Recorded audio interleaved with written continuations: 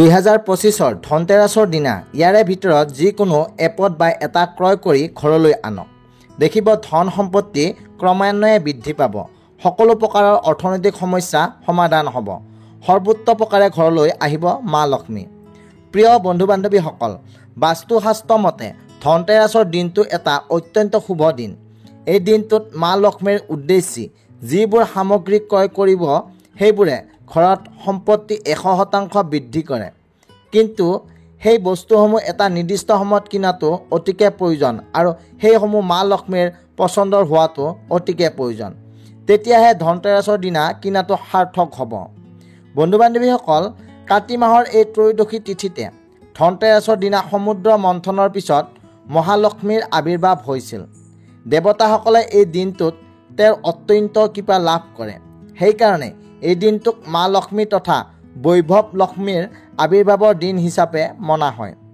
এই বছৰ 1432 ভাস্কৰাব্দ 2025 বৰ্ষত এই ধনতেৰাছ শুভ দিন পৰিছে আগন্তুক 18 অক্টোবৰ শনিবাৰৰ দিনা।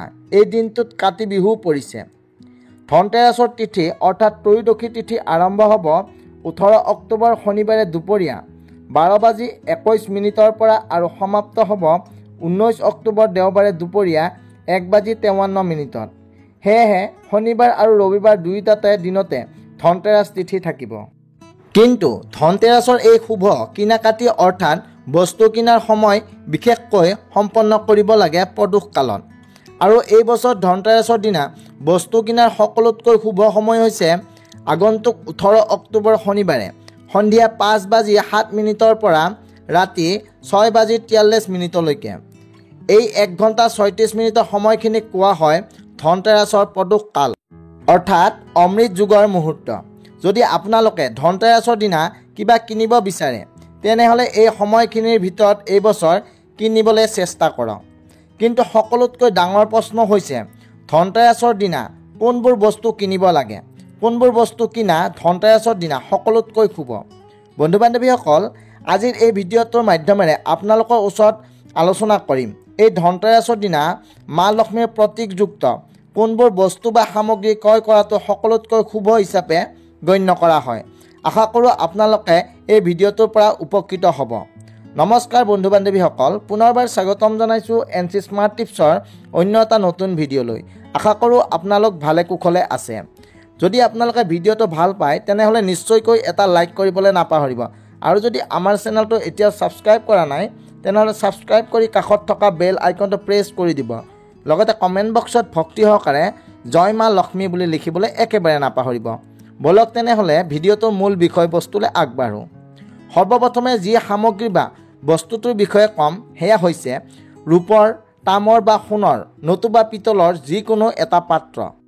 হয়, এই ধাতুসমূহৰ মাজৰ পৰাই এটা ধাতুৰ পাত্ৰ কিনিব পাৰে।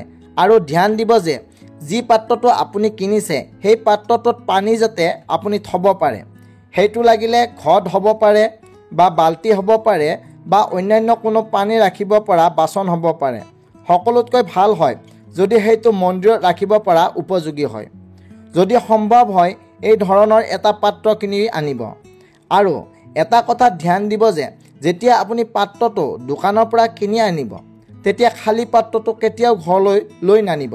তাত অকণমান গংগাজল বা সাধাৰণ পানী নতুবা যিকোনো এটা ফুল হ'লেও ভৰাই লৈ আহিব। অৰ্থাৎ খালীকৈ কেতিয়াও পাত্ৰটো ঘৰলৈ লৈ নানিব। দ্বিতীয় বস্তুটো হৈছে সোণৰ বা ৰূপৰ যিকোনো এপদ গহনা। যদি সম্ভৱ হয় সোণৰ কিনিবলৈ যত্ন কৰিব। আৰু সোণৰ কিনিবলৈ সম্ভৱ নহ'লে ৰূপৰ হ'লেও এপদ গহনা কিনিব। কাৰণ ৰূপৰ অলংকাৰ অতিকে প্ৰিয় ধন দেৱতা কুবেৰৰ। সেয়েহে সম্ভৱ হ'লে ৰূপৰ কিনিবলৈ চেষ্টা কৰিব। গহনাতকৈও বেছি ফল দিব যদি উক্ত দিনা সোণৰ বা ৰূপৰ কইন্স কিনি আনিব পাৰে। শাস্ত্ৰ অনুসৰি ধনতেৰাছৰ দিনাখন সোণৰ বা ৰূপৰ কইন্স কিনি অনাটো অতিকে শুভ হিচাপে মান্য কৰা হয়।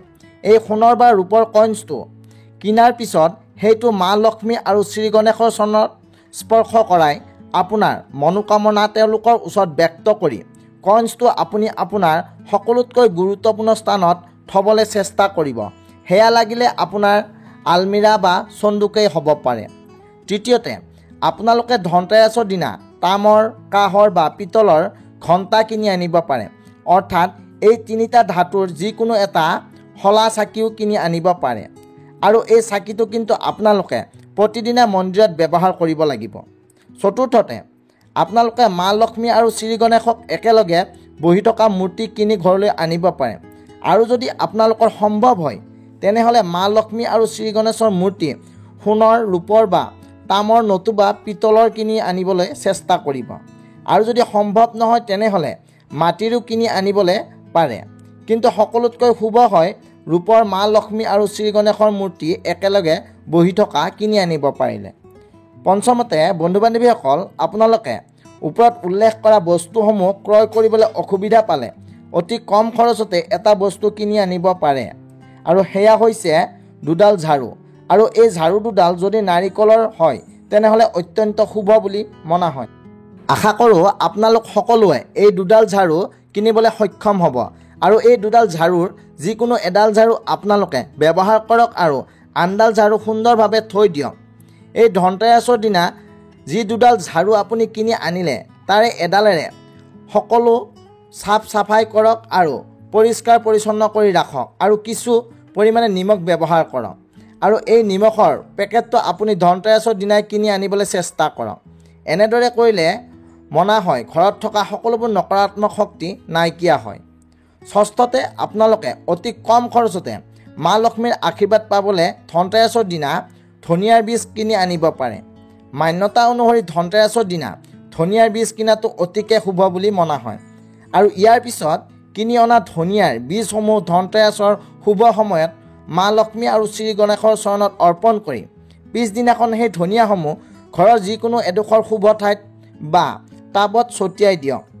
ধনিয়াৰ বীজৰ পৰা যি গছ গজিলে বা গজিব বা মেলিব তাৰ চেহেৰা দেখিয়েই জানিব পৰা যায় যে আপোনাৰ ঘৰত মা লক্ষ্মীৰ আগমন হৈছে নে নাই।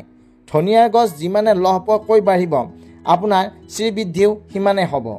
সপ্তমতে, বন্ধু বান্ধৱীসকল, আপোনালোকে মাত্ৰ 10 টকাতে কিনি আনি ধনতেৰাছৰ দিনা মা লক্ষ্মীৰ আশীৰ্বাদ ল'বলৈ পাৰিব। আৰু সেয়া হৈছে কৰি। কৰি হৈছে মা লক্ষ্মীৰ অতিকে প্ৰিয়। সেয়েহে ধনতেৰাছৰ দিনা কৰি অৰ্পণ কৰক মা লক্ষ্মীৰ শ্ৰীচৰণত। মা লক্ষ্মী আপোনাৰ সংসাৰত বিৰাজমান হ'ব। অষ্টমতে, যদি আপোনাৰ ঘৰত প্ৰয়োজন তেতিয়াহ'লে ধনতেৰাছৰ দিনা এইসমূহ বস্তু আপোনালোকে ক্ৰয় কৰিব পাৰে। সেয়া হৈছে ইলেক্ট্ৰনিক সা সৰঞ্জাম যেনে টিভি, ফ্ৰিজ, ফেন, মোবাইল ফোন আদিবোৰ। যদি প্ৰয়োজন হয় তেনেহ'লে কিনি আনিব পাৰে। নৱমতে, আপোনালোকে নিজৰ পেচা অনুসৰি বস্তু কিনি আনিব পাৰে যদি আপোনাৰ প্ৰয়োজন হয় তেতিয়াহ'লে। যদি আপুনি লিখক হয় তেনেহ'লে কলম কিনি আনিব পাৰে। যদি আপুনি ষ্টুডেণ্ট হয় তেনেহ'লে পঢ়া সা সঁজুলি কিনি আনিব পাৰে। নতুবা গৃহিণী হ'লে ৰান্ধনি ঘৰৰ সা সামগ্ৰী কিনি আনিব পাৰে ধনতেৰাছৰ দিনা। বন্ধু বান্ধৱীসকল, দশমতে যিটো বস্তুৰ বিষয়ে ক'ব বিচাৰিছোঁ সেইটো অতিকে বেছি গুৰুত্বপূৰ্ণ আৰু এইটো কিনিলে কোনো বস্তুৱে ক্ৰয় কৰাৰ প্ৰয়োজন নাই। কিন্তু এইটো পোৱাটো কিছু কঠিন আৰু কিছু সংখ্যক ব্যয়বহুল। এইটো হৈছে দক্ষিণাৱৰ্তী শংখ তথা শ্ৰীযন্ত্ৰ। এই বস্তু দুটা কেৱল কিনিলে নহ'ব, ইয়াক প্ৰয়োজনভাৱে প্ৰতিষ্ঠা কৰি নীতি নিয়মেৰে পালন কৰিব লাগিব। যি নহওক, ওপৰত উল্লেখ কৰা সামগ্ৰীসমূহৰ ভিতৰত আপোনালোকে আৰ্থিক সামৰ্থ্য অনুসৰি ধনতেৰাছৰ দিনা কিনিবলৈ চেষ্টা কৰক।